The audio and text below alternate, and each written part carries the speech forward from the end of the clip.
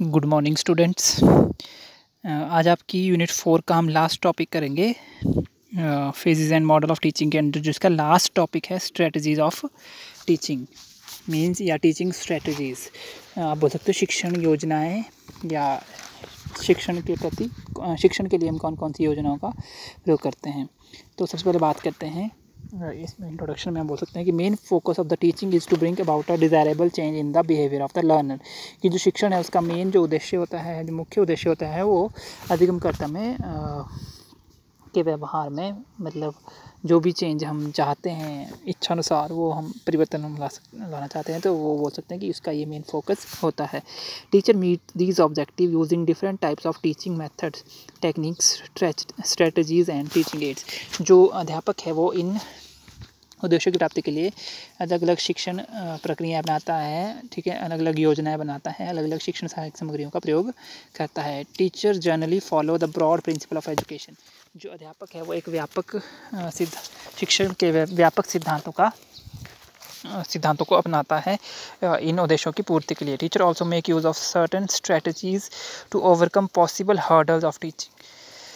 कि जो अध्यापक है वो एक मतलब निश्चित या बोल सकते हैं आपकी सुनिश्चित योजनाओं का प्रयोग करता है इन उद्देश्यों की पूर्ति के लिए। जो भी हमें छात्र के व्यवहार में परिवर्तन लाना है, उनके रास्ते में जो भी बाधाएं आती है उनको पार करने के लिए अलग अलग टीचिंग स्ट्रेटजीज अपनाता है। तो मीनिंग ऑफ टीचिंग स्ट्रेटजीज आप बोल सकते हो कि शिक्षण योजनाओं का अर्थ क्या है। Strategy is the skilful planning of working system to achieve objective. कि जो योजना है एक वो स्किलफुल मतलब कौशल से भरपूर आप बोल सकते हो योजना है किसी भी उद्देश्य की प्राप्ति के लिए। The word strategy is sometime use in reference with war. Here it is science और art of planning and directing large military operations. जैसे वॉर में भी हम बोल सकते हैं कि स्ट्रेटजी का मतलब कि कोई प्लान हम कर रहे हैं डिफरेंट जैसे युद्ध में बनाते हैं, एजुकेशन में बनाते हैं कि हम किस तरह से कंटेंट रखेंगे, किस तरह से पढ़ाएंगे, कितने टाइम में पढ़ाएंगे, कौन कौन से ऑब्जेक्टिव लेके चलेंगे। तो इस तरह से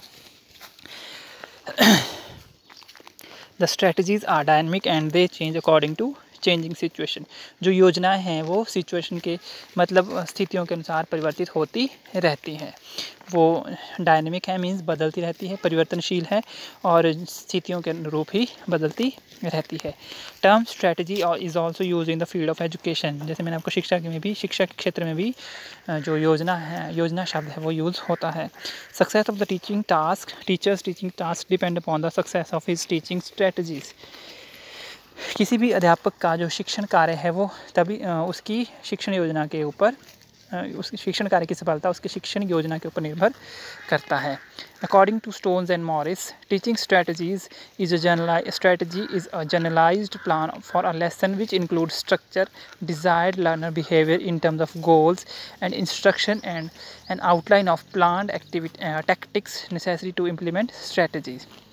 तो स्टोन और मॉरिस के अकॉर्डिंग क्या बोला गया है कि जो टीचिंग स्ट्रेटजी है वो एक जनरलाइज्ड प्लान है, मींस बहुत सामान्यकरण योजना है किसी भी लेसन के लिए जो जो जो, जो क्या जिसमें क्या क्या इंक्लूड होता है, उसका स्ट्रक्चर और उसमें डिज़ायर्ड लर्नर बिहेवियर, जो भी लर्नर का बिहेवियर है, जो भी हमें उसमें डिज़ायर जो हमें मतलब हमें उनका जो बिहेवियर चेंज करना है वो उनके इन terms of goals and instruction. और आउटलाइन होती है two of the plan tactics, mean जो भी हमें टेक्निक्स अपनानी है उसकी आउटलाइन होती है necessary to implement the strategies. So here when we make any teaching strategies, we are determining some kind of policy before presenting the contents to the student to achieve teaching objectives. In this way we make strategies help in planning of the lesson so that it can be delivered successfully. About the importance of the teaching strategies, कि जो शिक्षण योजना है उसका क्या महत्व या वो क्यों महत्वपूर्ण है।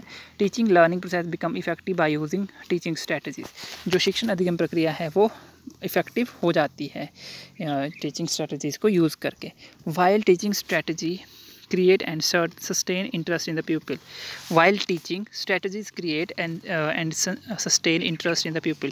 जब हम इनसे बोला कि जब शिक्षण किया जाता है, जो स्ट्रेटजी है, जो योजना है, वो क्या होती है, वो प्यूपिल में इंटरेस्ट क्रिएट करती है और इंटरेस्ट बनाए रखती है, मतलब बच्चों में इंटरेस्ट बनाती है और बच्चों में इंटरेस्ट बनाए मतलब इंटरेस्ट को बनाए रखती है, बच्चों में इंटरेस्ट उजागर करती है और उसको मतलब आप बोल सकते हो काफ़ी लंबे समय तक बनाए रखती है। Strategies are very helpful in the success of teaching method. ये योजना क्या है, किसी भी टीचिंग मेथड की सक्सेसफुल में बहुत ज़्यादा इम्पॉर्टेंट है।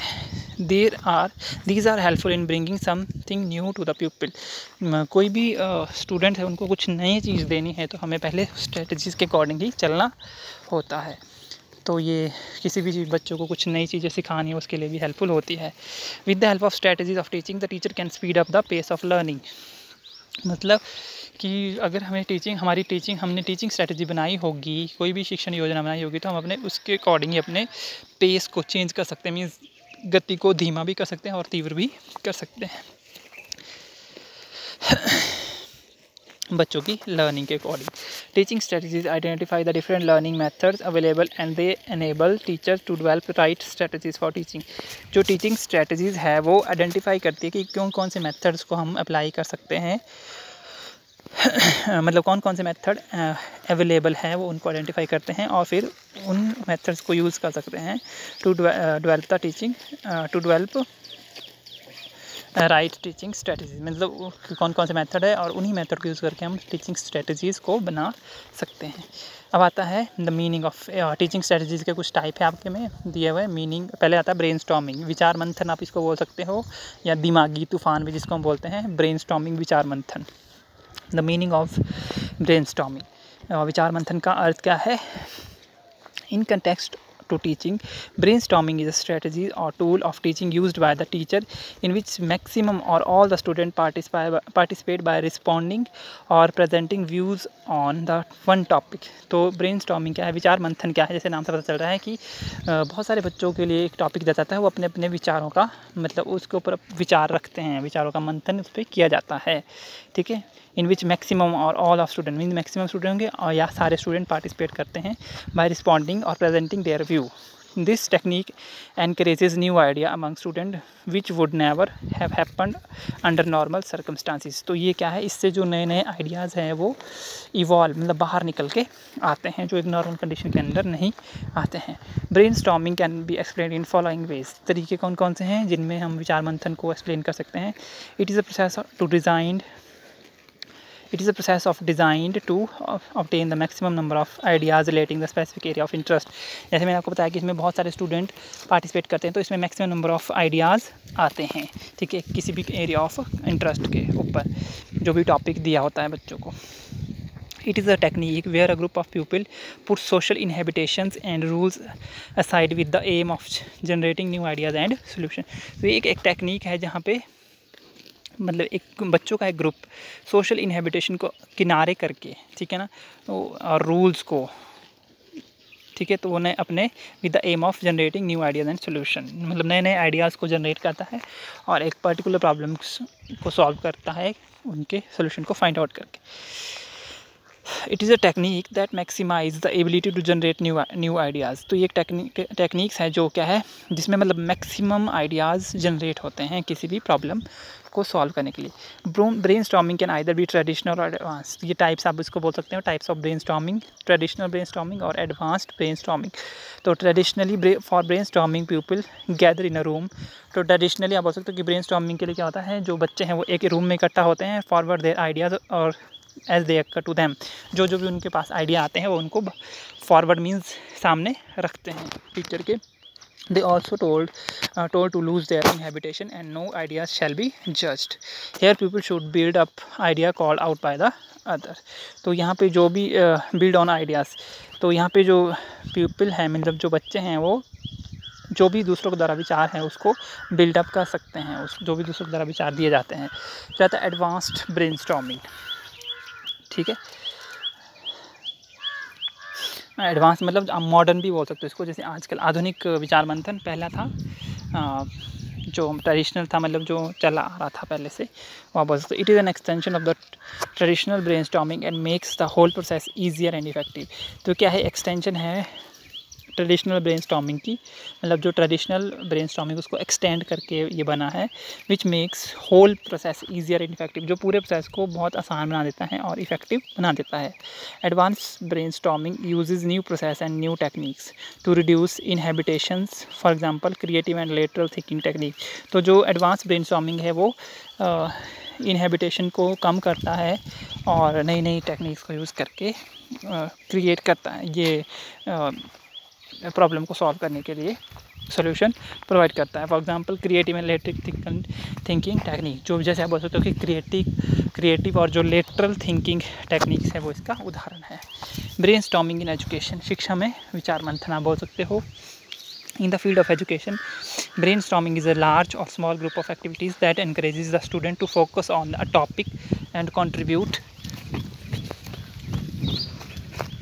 to the free flow of ideas. मतलब शिक्षा में क्या बोल सकते हो, शिक्षा में विचार मंथन क्या है, ब्रेनस्टॉर्मिंग एक लार्ज और स्मॉल ग्रुप ऑफ एक्टिविटीज़ है, मीन्स छोटे ग्रुप में भी बोल सकते हो आप या लार्ज ग्रुप में भी बोल सकते हो, जिसमें स्टूडेंट क्या है पार्टिसिपेट करते हैं या फोकस करते हैं एक किसी पर्टिकुलर टॉपिक पे और अपना आइडियाज़ वो जनरेट करते हैं। तो इसमें क्या क्या है, इन दिस प्रोसेस, इस प्रक्रिया में the teacher begins the session by posing a question. इसमें जो अध्यापक है वो सेशन को कैसे स्टार्ट करता है, क्वेश्चन को पुटअप करके, प्रॉब्लम और by introducing a topic. Question put up करके, प्रॉब्लम बच्चों के सामने रख के और किसी भी टॉपिक को इंट्रोड्यूस करके। The student then expresses possible answer, relevant words and idea. उसके बाद स्टूडेंट क्या है, क्वेश्चन को सुन के पॉसिबल आंसर्स देते हैं, पॉसिबल रेलिवेंट वर्ड्स, जो भी उनको लगता है इससे रिलेटेड ये वर्ड्स हैं, जो भी आइडियाज़ हैं उससे रिलेटेड वो एक्सप्रेस करते हैं। अब आता है the contribution is accepted without criticism और judgement and is then summarised on a white board of by the teacher. जो भी कंट्रीब्यूशन है, मीन्स जितने भी बच्चे उसमें कंट्रीब्यूट करते हैं, मतलब आइडियाज़ देते हैं, वो विदाउट क्रिटिसिज्म, उसको बिना क्रिटिसिज्म के एक्सेप्ट किया जाता है और जज किया जाता है और उसको बाद में समराइज़ किया जाता है और एक वाइट बोर्ड पे टीचर के द्वारा लिखा जाता है। These ideas are examined usually in an open class discussion format. तो जो ये आइडियाज़ है ये एक ओपन क्लासरूम डिस्कशन में एग्जामिन किए जाते हैं। पर्पज़ ऑफ ब्रेनस्टॉर्मिंग, विचार मंथन का उद्देश्य क्या है, to focus student attention on a particular topic, किसी भी पर्टिकुलर टॉपिक पे स्टूडेंट का अटेंशन मतलब ध्यान केंद्रित करना, टू जनरेट पर्टिकुलर आइडियाज़, एक पर्टिकुलर आइडिया को जनरेट करना, to teach acceptance and respect for individual differences, acceptance पढ़ाना कि किसी के विचारों को कैसे एक्सेप्ट करते हैं और इंडिविजुअल डिफरेंसेस को रिस्पेक्ट करना, क्योंकि जब बहुत सारे बच्चे उसमें एक ही ग्रुप टास्क के ऊपर सोचेंगे तो डिफरेंसेस मींस बहुत सारे सभी लोगों का अपना अपना मत होता है। To encourage the learner to take a risk in sharing their idea and opinion, और लर्नर को एनकरेज करना कि अपने आइडियाज़ को एक रिस्क लेके वो कैसे शेयर, अपने आइडियाज़ और ओपिनियन को कैसे शेयर कर सकता है। To demonstrate to the students that their knowledge and abilities are valued and accepted, और बच्चों को ये बताना कि जो उनकी नॉलेज है, उनका ज्ञान है, उनकी क्षमताएं हैं वो वैल्यूएबल है और एक्सेप्टेड है। To provide an opportunity for student to share ideas and expand their knowledge by building on each others. तो बच्चों को अपॉर्चुनिटी प्रोवाइड करना कि वो अपने आइडियाज़ को शेयर कर सके और अपनी नॉलेज को एक्सपेंड कर सके bye building on one each others idea, means एक दूसरे के आइडिया को शेयर करके या लेके। फिर आता कैरेक्टरिस्टिक्स ऑफ ब्रेनस्टॉर्मिंग, विचार मंथन की विशेषताएं क्या है। It is an intellectual activity, ये एक इंटेलेक्चुअल एक्टिविटी क्योंकि हर एक बंदा मतलब आंतरिक प्रक्रिया है ये, हर एक जो बच्चा है वो इंटेलेक्चुअली किसी भी प्रॉब्लम को सॉल्व करता है। मैक्सिमम और ऑल स्टूडेंट कैन पार्टिसिपेट, इसमें मैक्सिमम और सभी स्टूडेंट पार्टिसिपेट कर सकते हैं,